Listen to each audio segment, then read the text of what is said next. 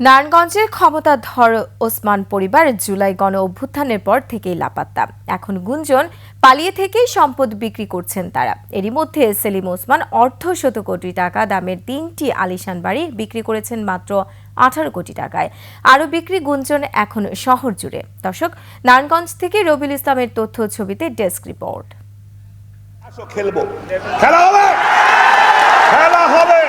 নারায়ণগঞ্জে যাদের ভয়ে একসময় বাঘে মহিষে এক ঘাটে পানি খেত, 5 আগস্টের পর সেই ওসমান পরিবার আছে অস্তিত্ব সংকটে। পুরো পরিবার জনরোষ থেকে বাঁচতে পালিয়েছে। তাদের বাড়িগুলো এখন শুনশান আর ধ্বংসের সাক্ষী বহন করছে। সেই সাথে আলোচনায় তাদের সম্পদ বিক্রির গুঞ্জন। তবে শুধুই গুঞ্জন নয়, এরই মধ্যে শহরের উত্তর চাষাড়ায় রামবাবুর পুকুরপাড় এলাকার সেলিম ওসমানের মালিকানাধীন পাশাপাশি 3টি আলিশান বাড়ি বিক্রির খবর ছড়িয়েছে। অর্ধশত কোটি টাকার বাড়ি কম দামে বেচে লাপাত্তা হয়েছেন বলছেন অনেকে। এই 3 বাড়ির মালিক ফকিরে অ্যাভারেন্স ক্রয় করছে, এখন কখন করছে তা আমি জানি না। বাড়িগুলো কিনেছেন ফকির অ্যাপারেলসের মালিক ফকির মনিরুজ্জামান।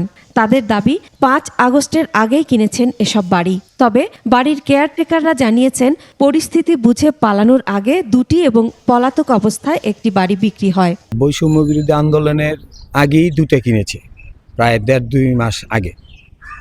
আর আন্দোলনের প্রায়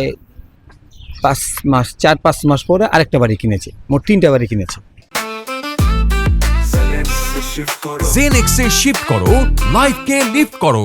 পলাতক থেকে সম্পদ বিক্রির ঘটনায় প্রশাসনের নজরদারি বাড়ানোর তাগিদ সচেতন মহলের। 3টা বাড়ি উনি 18 কোটি টাকা বিক্রি করেছে। আসলে এটা কিভাবে সম্ভব? পলাতক ব্যক্তি কিভাবে এই বাড়ি বিক্রি করে? আর যদি সে দেশেই থাকে তাহলে সে গ্রেপ্তার হচ্ছে না কেন?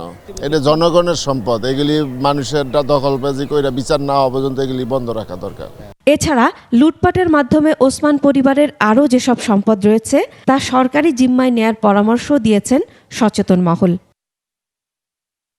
Masum আলিসা, desk report, 21 television.